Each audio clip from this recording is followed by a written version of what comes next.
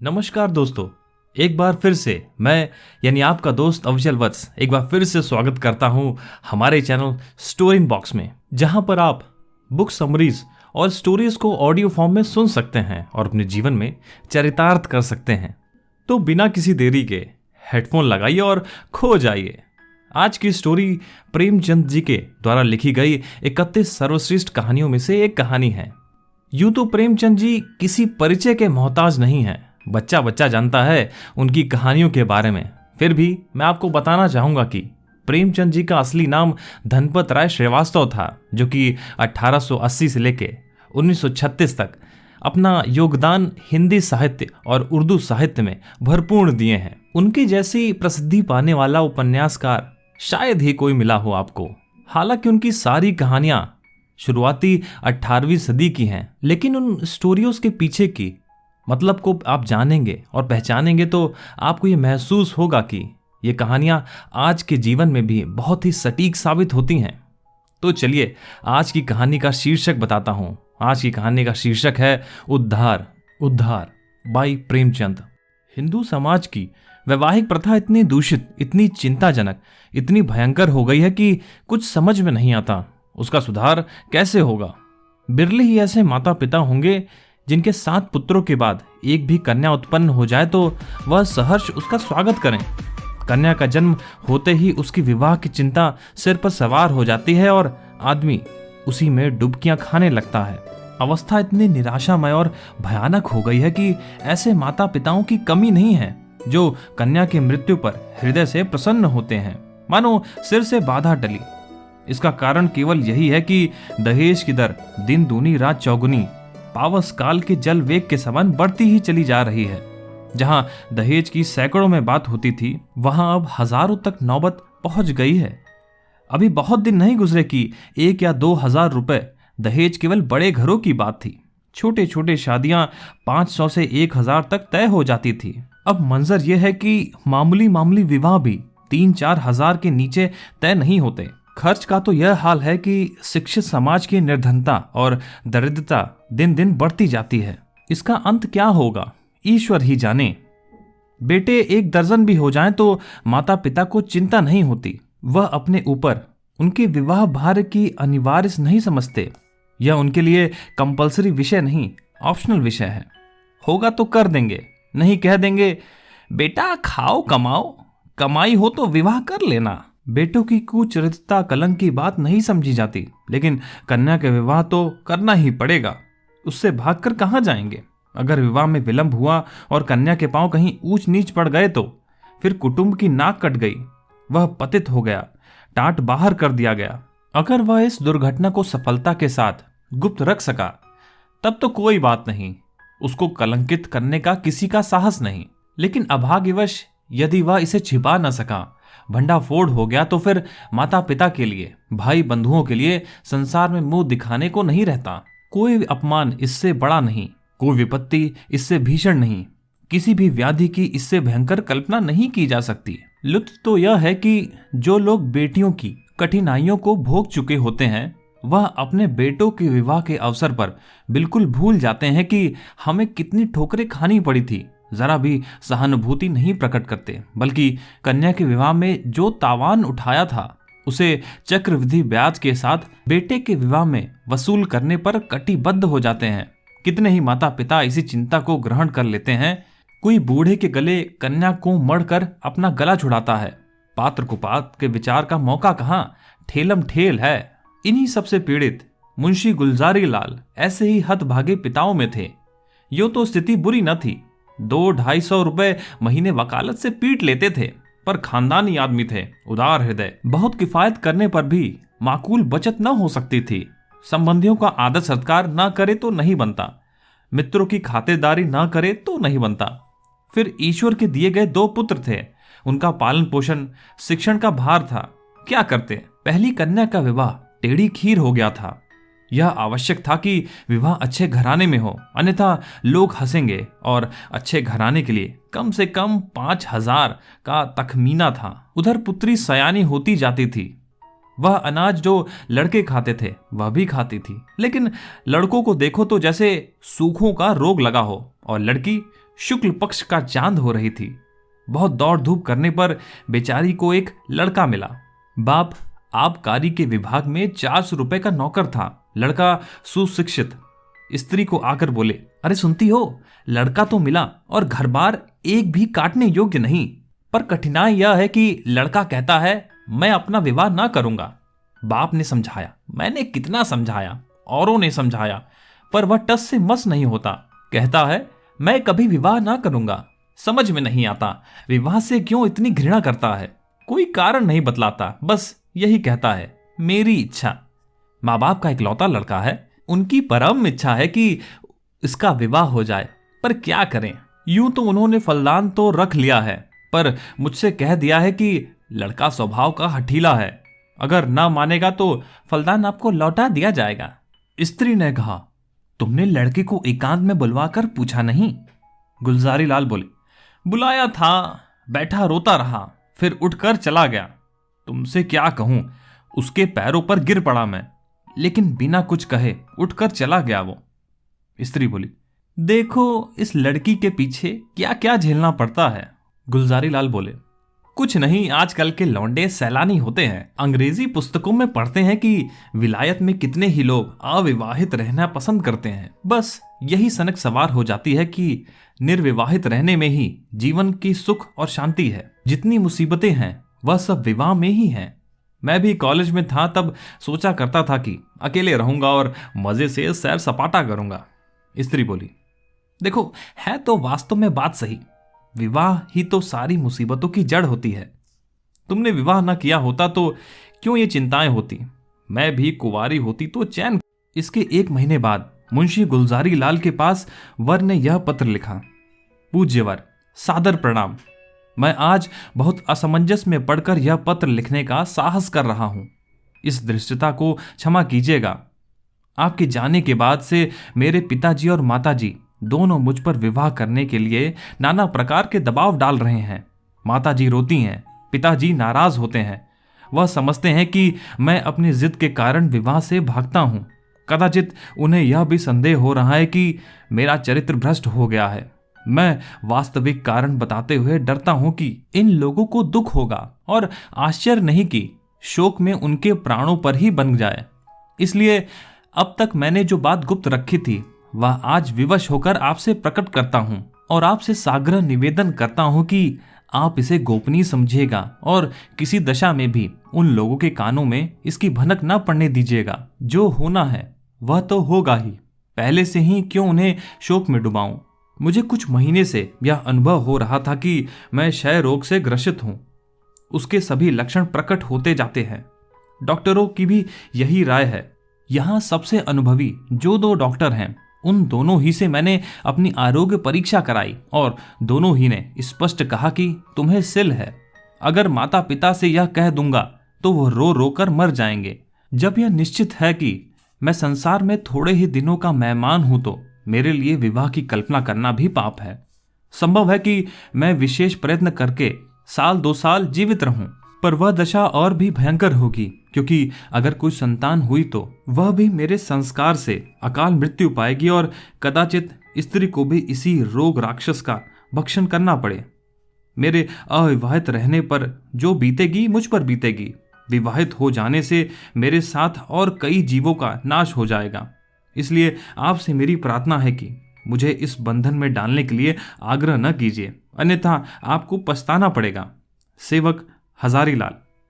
पत्र पढ़कर गुलजारी लाल ने स्त्री की ओर देखा और बोले, इस पत्र के विषय में तुम्हारा क्या विचार है? स्त्री बोली, मुझे तो ऐसा मालूम होता कि उसके बस बहाने हैं।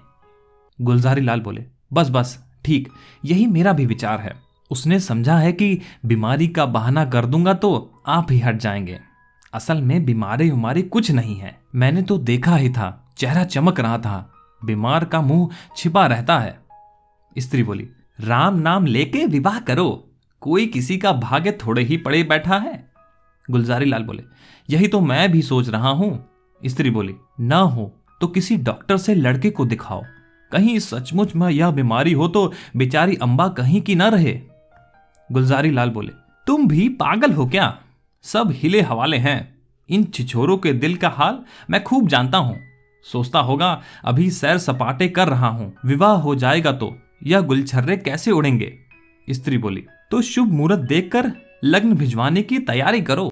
अब यहाँ हजारी लाल बड़े धर्म संदेह में था। उसके पैरों में जबरदस्ती विवाह की बेड़ी डाली जा रही थी और वह कुछ न कर सकता था। उसने ससुर को अपना कच्चा चिट्ठा कह सुनाया, मगर किसी ने उसकी बातों पर विश्वास न किया। माँ बाप से अपनी बीमारी का हाल कहने में उसमें साहस नहीं था। न जाने उनके दिल पर क्या गुजरे, न जाने क्या कर बैठे। तो कभी सोचता किसी डॉक्टर की शहादत लेकर ससुर के पास भेज दूं, मगर फिर ध्यान आता यदि उन लोगों को उस पर भी विश्वास ना आया तो। आजकल डॉक्टरों की सनद ले लेना कौन सा मुश्किल काम है। सोचेंगे किसी डॉक्टरों को कुछ दे दिलाकर लिखा लिया होगा।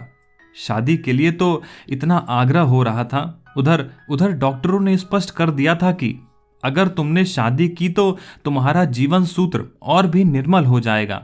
महीनों की जगह दिनों में वारा न्यारा हो जाने की संभावना है। लग्न की तिथि आ चुकी थी, विवाह की तैयारी हो रही थी। मेहमान आते जाते थे और हजारी लाल घर से भागा भागा फिरता था। कहाँ चला जाऊं? विवाह की कल्पना ही से उसके प्राण सूख जाते थे।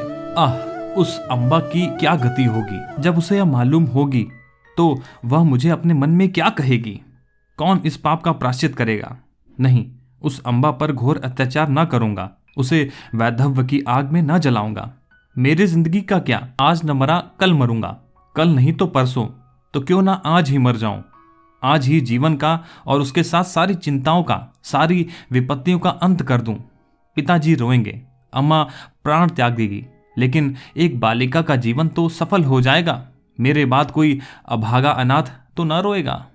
क्यों न चलकर पिताजी से कह दूं, वह 1-2 दिन दुखी रहेंगे। अम्मा जी 2-1 रोज शोक से निराहार रह जाएंगी, कोई चिंता नहीं। अगर माता पिता के इतने कष्ट से एक युवती की प्राण रक्षा हो जाए तो क्या छोटी बात है।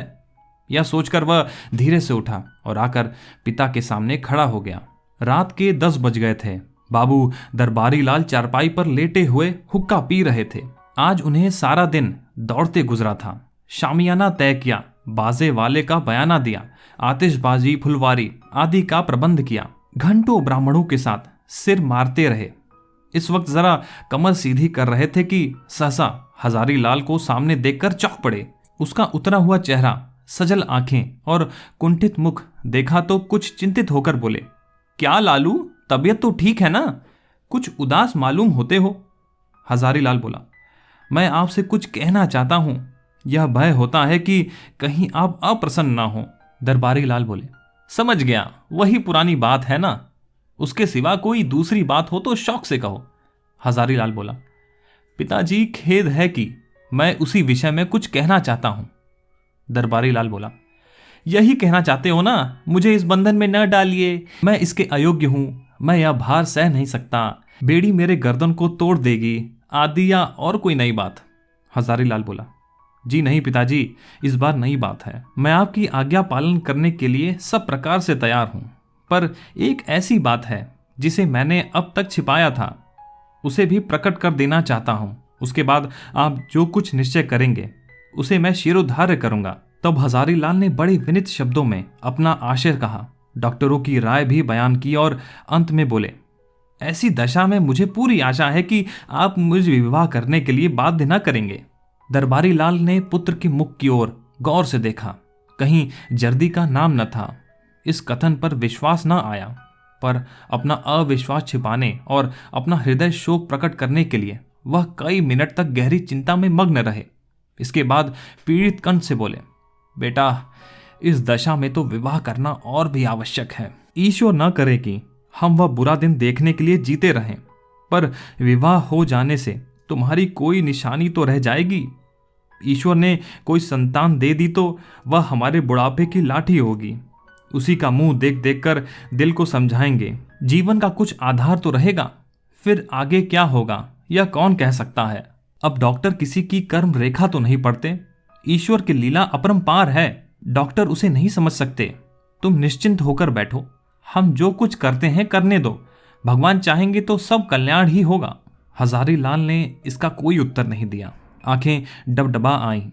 कंठावरोध के कारण मुंह तक न खोला गया। चुपके से आकर अपने कमरे में लेट 3 दिन और गुजर गए, पर हजारीलाल कुछ निश्चय न कर सका।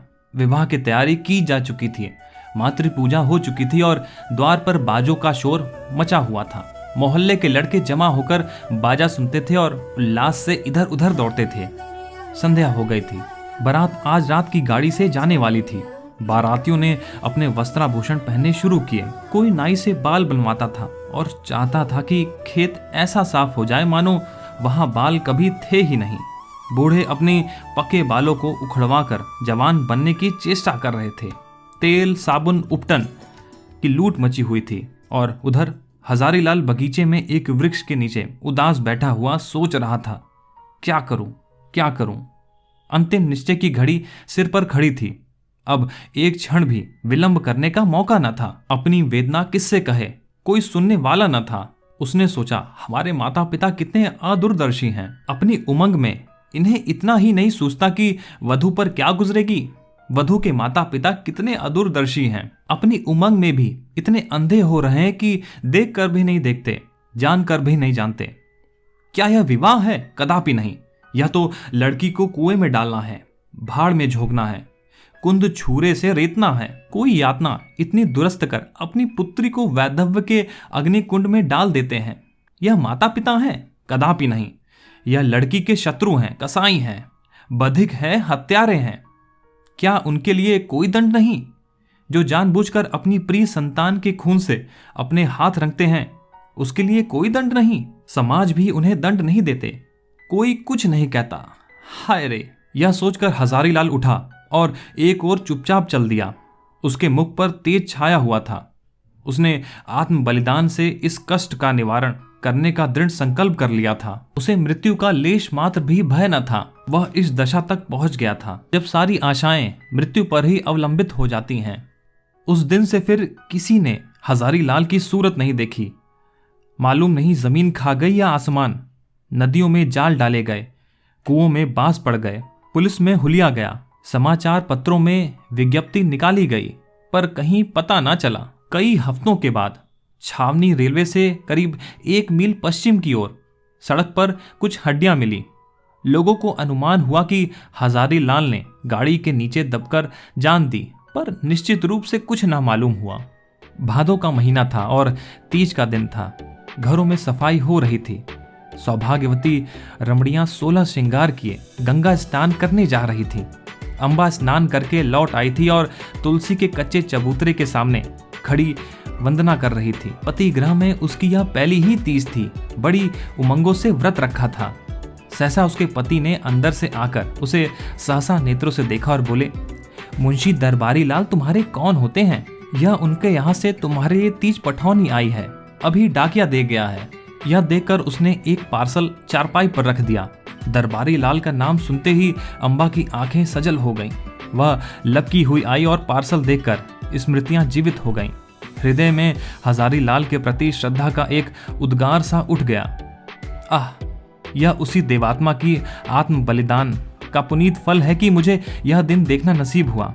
ईश्वर उन्हें सद्गति दे। वह आदमी नहीं देवता थे जिसने अपने कल्याण के निमित्त अपने प्राण तक समर्पित कर दिए। पति ने पूछा, दरबारी लाल तुम्हारे चचा हैं? अंबा ने कहा, हाँ। फिर पति ने पूछा, इस पत्र में हजारीलाल का नाम लिखा है, यह कौन है? अंबा ने कहा, यह मुंशी दरबारी लाल के बेटे हैं। फिर पति ने कहा, तुम्हारे चचेरे भाई? तब अंबा ने कहा, नहीं नहीं, मेरे परम दयालु, उदारक, जीवन दाता, मुझे अथाह जल में डूबने से बचाने वाले, मुझे सौभाग्य का वरदान देने वाले। पति ने इस भाव कहा मानो कोई भूल हुई हो और बात याद आई हो। आह, मैं समझ गया, वास्तव में वह मनुष्य नहीं देवता थे। तो ये थी एक छोटी सी स्टोरी प्रेमचंद जी के द्वारा लिखी गई जिसका शीर्षक था उद्धार। और वास्तव में यह कितनी मनोरम स्टोरी थी जिसमें एक व्यक्ति ने एक स्त्री के उद्धार के लिए अपना जीवन त्याग दिया ताकि वो सुखी से रह सके। और शायद सही माने में यही सच्चा प्यार होता है, यही सच्चा प्रेम दूसरों के लिए होता है, जिसमें हम दूसरों के सुख को अपने से ऊपर रखते हैं, उनके कल्याण को अपने से ऊपर रखते हैं। तो मैं आशा करता हूं कि आप सभी को इस कहानी से कोई ना कोई सीख अवश्य मिली होगी। और यही खासियत थी प्रेमचंद जी की, जिसमें इस कहानी में उन्होंने अपनी कहानी के लेखन माध्यम से यह बतलाने की कोशिश की कि चाहे कितनी भी दिक्कत हो, लेकिन अगर अपने कर्म द्वारा किसी दूसरे के कष्ट को बचाया जा सके तो उसे बचाना चाहिए। तो आज की कहानी बस यहीं तक थी। बाकी ऐसी और स्टोरीज को सुनने के लिए चैनल को सब्सक्राइब करें। स्टोरी इनबॉक्स सुनते रहें, सुनाते रहें और इसी तरह यूं ही हंसते खेलते मुस्कुराते रहिए और सीखते